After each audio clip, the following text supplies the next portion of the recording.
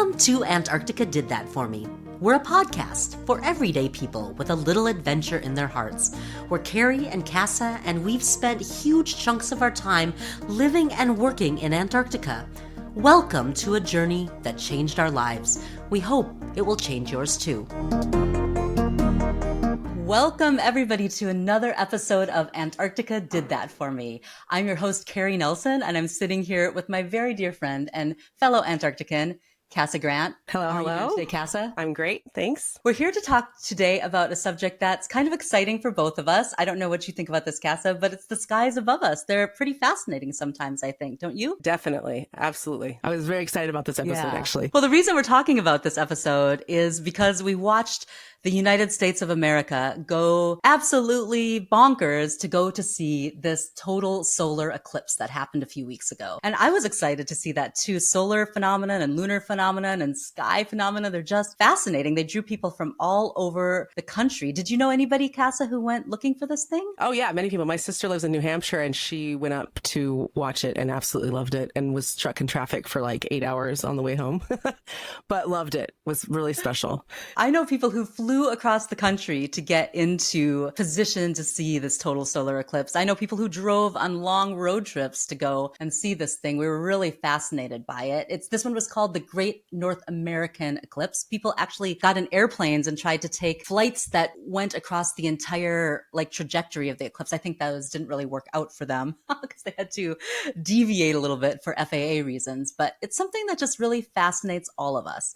And, in Antarctica, we are privileged to get to see some Earth phenomena that you can really only see in polar regions. When I think about the time that I've spent in Antarctica, so many of those things that I've seen in the sky have been profoundly important to the way I think about the continent, that I have fallen in love with the continent. It's things that I will remember forever. I remember there was a time where I was literally on my knees and crying, and I didn't even know that I was on my knees till I had to get up from my knees. And it was because the auroras overhead were so impressive. And so, I know that both of us have a lot of those kinds of stories in our arsenal of Antarctica stories. I'll just tick off a few of them and we'll get back to these things in the episode. But some things that you'll see in Antarctica that you might not see in other places, we obviously have at some times of the year in most parts of Antarctica, or in many parts of Antarctica, 24-hour darkness. You'll obviously see that up north too, but that's something that we experience down there. We see auroras. We see these clouds that look like the inside of a seashell, very iridescent, mother of pearl. They're called nacreous clouds. When you are at the South Pole, you can watch the sun in the summer or the moon go around in a 360-degree circle. You see it the whole time because of the way the Earth rotates. That's very unique to polar regions. Have celebrations as humans, celebrating some things like the last sunset that we'll see for several months, or the first sunrise that we've seen for several months, or the middle of winter portion where actually the sun's coming back to us and it just draws such relief. And so we're going to talk about some of these things and how they've impacted us. And we like to do what I like to call listicle episodes here, where Cass and I just trade some stories back and forth. But I'm going to start with one that we both remember. And we're going to start with the big granddaddy of phenomena of the Antarctic skies, which is auroras. Obviously not the only place in the world where you can see auroras, but you can get a really great look at auroras in Antarctica. So Cassa, we both did a winter together, winter of 2016 or 2015. Do you remember which one? I wish I could remember which one, but one of them. It's all a long blur in the middle of winter. Anyway, and so this story is very profound, and I want to know what your experience of this was. One night, I was out walking across town, the middle of town, where there are all sorts of night lights up, right? Big artificial lights that we use in town. And those sorts of things make it really hard to view auroras. Generally, you'd want it to be quite dark without a lot of man or person-made lighting out there. But in this particular case, they were so brilliant over me. And I was the only one there, but of course, I run to the nearest dark spot that I can find because I just want to watch it. And there is something, that we would use at McMurdo Station called an aurora pager, where you could get an alert if somebody saw auroras. But in this case, it was quite late at night.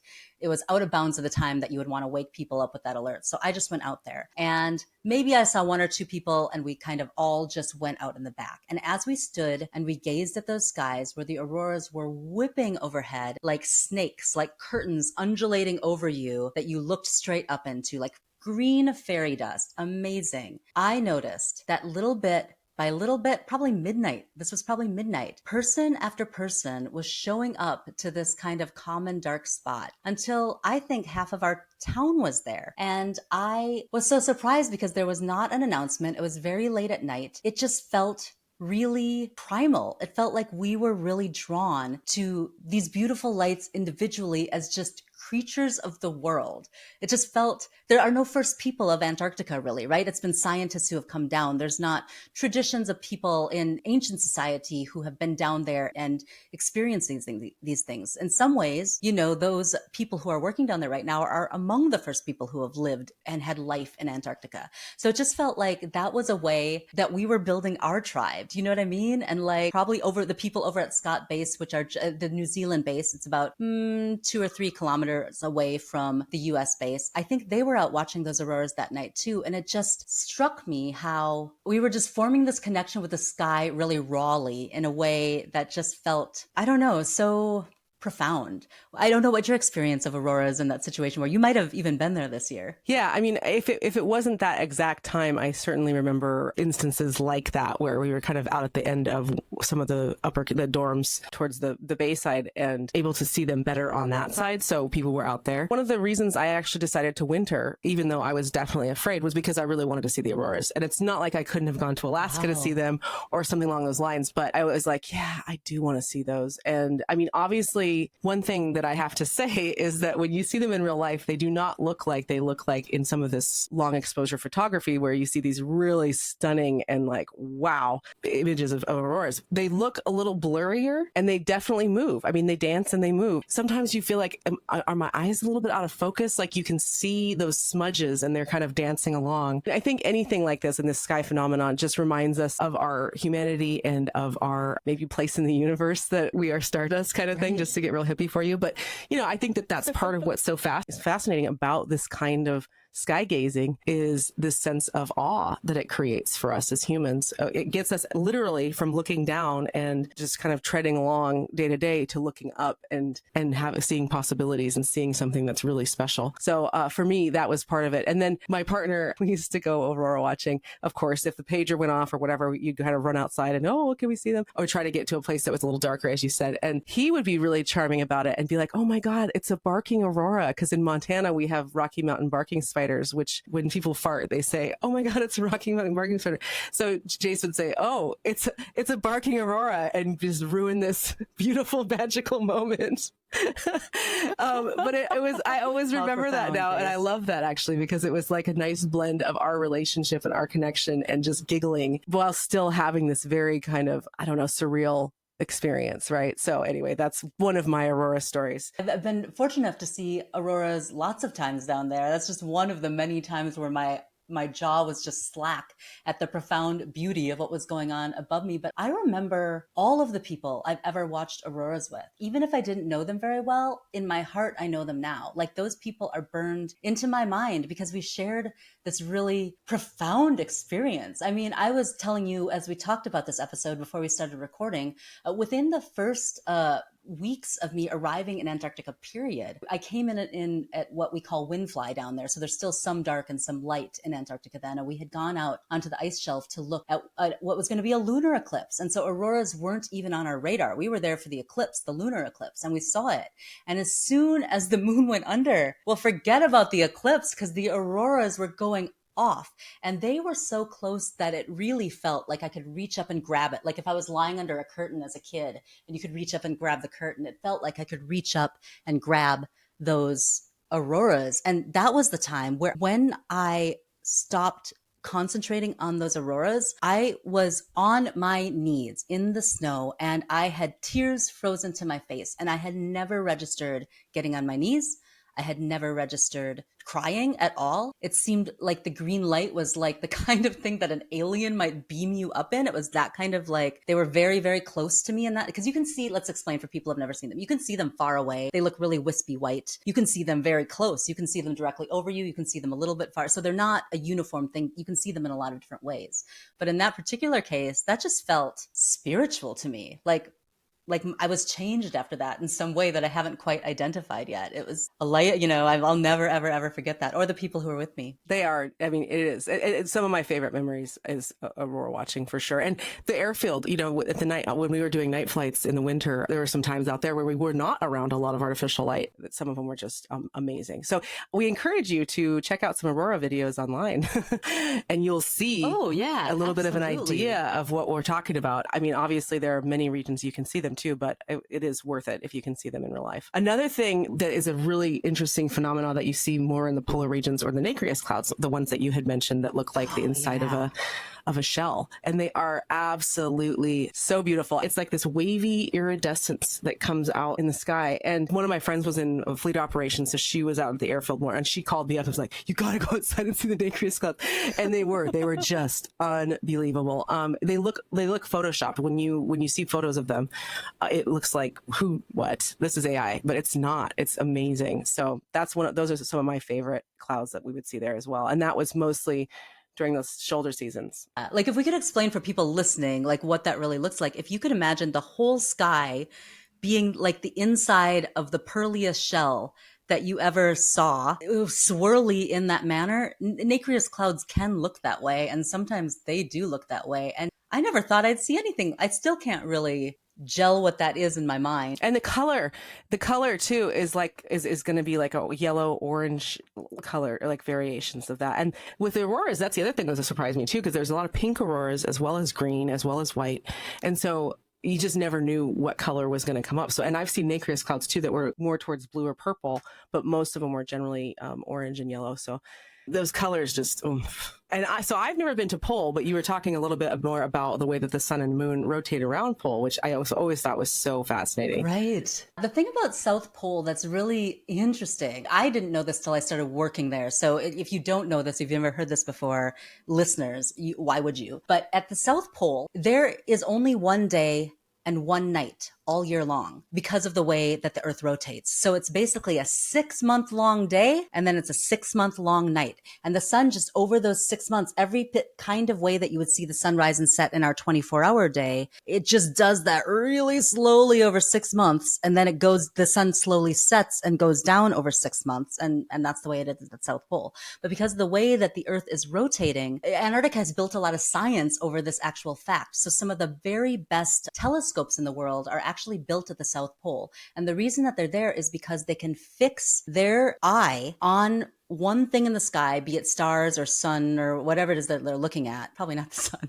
but they can fix their eye at celestial things, and it can just follow it all the way around. It never leaves the sight of that telescope because that's just how our Earth is. And so watching the sun go around 360 degrees around you, it just keeps circling and circling and circling for months. And I think that is another very interesting sky phenomenon that as a human being, if I wasn't in Antarctica or in the other pole, at the other pole, you wouldn't ever even understand that that's the way that it all looks from that point of view. It's just another exciting thing about when you're in Antarctica, the way that you can see the skies a little bit differently. It takes you out of yourself, out of the things that you think you know about life and you think you know about skies. And I think for me, it just like jerks my awareness and makes me be open to things I don't know about. I don't know. That's a really cool thing. And you saw it a little bit, Cassa, in the winter. We could see, and the moon sets and rises. It's there. Sometimes it's not. But we would see this in the summer too. Did that strike you? Even at McMurdo, you could see it a little bit like that. Yeah, definitely. I mean, just not, I think, to the degree that you would see it at pole. My favorite times of year were those shoulder seasons, right? When we would be more likely to see lenticular. It would basically be dusk for like 2-3 weeks. And that was really lovely. And then windfly, of course, it stands for winter fly-in, is kind of an old military term, but that's also kind of basically the dawn, if you were to think of it in that way. And so you'd have maybe, a couple of weeks of quite a few hours of really beautiful sunset colors just most of the day or all day, which was really lovely. I did enjoy those times of year actually a lot, even though it was messing with your circadian rhythm. That's a whole other story, but we'll talk about that on another episode. You don't get sleep with some of these things. The other thing that was new to me was just experiencing 24-hour daylight or 24-hour darkness. You don't understand what that's really about. And I think being in 24-hour darkness It's just something for the human eye to see, to even understand that, oh, this is what it looks like. Because 24-hour darkness, what I didn't understand before I experienced that, was that it's not just dark, black, dark. That 24-hour darkness comes with some variations in the darkness. As the sun slowly sets, it's still dark, but, in the early days of the winter, you can still see it's like pale along the bottom, along the horizon, or maybe even a little pink. And then it gets darker, darker, darker. But even within the times of day, with the moonrise or set, you can see it being a little bit lighter dark and a little bit darker dark. Even though it's still as dark as night, your eyes really get tuned into that stuff. And I think it's just really fascinating. Darkness, 24-hour darkness is not a uniform thing. 24-hour darkness has a lot of nuance. I don't know, maybe that's a metaphor for life, like for depression or dark times in your life. But there's a lot of nuance in that darkness. And this is where I want to bring it back to where our friends who are in North America who are going aurora seeking. We are driven by that in Antarctica to kind of pay attention to that and tune into that and arrange our lives around that kind of darkness too, to the point that there's a holiday celebrated in Antarctica called Midwinter Day, celebrated by the original explorers way back when, and to this day, the only real Antarctic holiday. It's a very international holiday celebrated by all of the countries who are in Antarctica. It's the day when the sun goes as far north as it possibly can go, and it turns around, and the date means that sun is coming back your way. It's going to take a few months for it to get there. But if you've been feeling sad in the middle of winter and feeling like it will never be light again, that midwinter day, June 21st or something like that, 20 or 21st, is the sun's on its way back. And so, we as Antarcticans in every country, we really gear our psychological well-being, I think, around that kind of knowledge. Like, it's a really profound, important thing. Yeah. And I think that that's what got me more interested in solstices and equinoxes in general, frankly, too, because it's that we're in the valley and we're heading up the hill. And it's that sense of hope of like, here we go, we're going to do it. Another kind of clouds that I really was first exposed to in Antarctica, but actually I've seen them in the States now as well, are called lenticular clouds. And they literally are they look like a contact lens almost. I mean, that's like kind of a really weird way to describe it. I have some great photos of some over Mount Erebus. So Mount Erebus, I think we've mentioned, is the southernmost active volcano in the world. And I remember one time I was driving back and I could see lenticular clouds to the right of Erebus. And then I could see smoke puffing out of Erebus. And you're like, oh yeah, I live right next door to an active volcano. Like, wow, this is a trip, right? A huge one. Yeah, a huge one. And oh yeah, there's the volcano just puffing out some smoke. So that, I think, is actually pretty unique to Antarctica in that particular region. Did you know sometimes in the winter, and I've seen this only once, if there is enough, I think, ice crystals in the air and it's really dark enough, not a moon out, oh man, this is something to see. You can sometimes see the glow of the fire of the volcano in a pinkish cloud glow above the volcano, and it reflects the pinkish light and it looks like a big pinkish orangish cloud in the middle of winter in the night, and there's stars overhead, and oh my gosh, crazy. That is something to see. I would never ever ever see that except for down there, because I think you need those ice crystals in the air to really pick up the reflection to create that cloud. So it's got to happen where it's cold enough for it to happen, and there be a volcano that's operating in that cold. That's basically Erebus, Wow, that's so cool, Keri. That's something to see for sure. Definitely. The one last thing I wanted to talk about was these things called Fata Morganas. So I had never experienced these. And again, I don't think these are exclusive to Antarctica at all, but you really see them a lot out there, and especially over the ice shelf. So what will happen is that basically things start to look like they're stretched out on the horizon. And so you'll look at the horizon, and like some of the mountains will look like it's like someone took an eraser and just kind of erased that part of the mountain, but then it just looks like the mountains are a lot higher than they are, or it looks like there's this kind of weird squiggly thing in the middle. Again, I definitely encourage, I'm not even doing this justice at all, I encourage you to look this up online because they are so cool. I mean, you see it like Bonneville Salt Flats, things like that. I'm sure that this has come up for people, or even it's a desert mirage, basically, right? Yeah, it's just a mirage on steroids, basically. Like basically, huge, yeah. thick sky, like horizon to horizon mirages. You're kind of like, do I need to adjust my lenses, like my eyeball lenses? Like it's the weirdest feeling because you're kind of like, this is so, what it is, but you still, your subconscious brain is just like, wrong. What's going on here? You know, those are so fun. And I always loved when we had Fata Morganas, especially out at the airfield. It was really fun to see how it just distorted the perspective, basically. I just love talking about this stuff because I realized until we counted these up, I didn't realize how many like sky kind of things are really like I never would have had a chance to see them except for there. Do you know? Like it's really interesting when we start enumerating them. Something that really stuck out to me just in general. Antarctica is so far away from everywhere and from all of the light pollution of the world that I have never, ever, ever, ever, ever seen stars twinkle on like headlights in the sky more than I've seen them in Antarctica. Like the song Twinkle Twinkle Little Star makes a lot of sense to me. The concept that people would follow stars on quests, you know, in human history. Even when I was growing on a farm in a rural area, it would make sense. Sure, old timey people do that.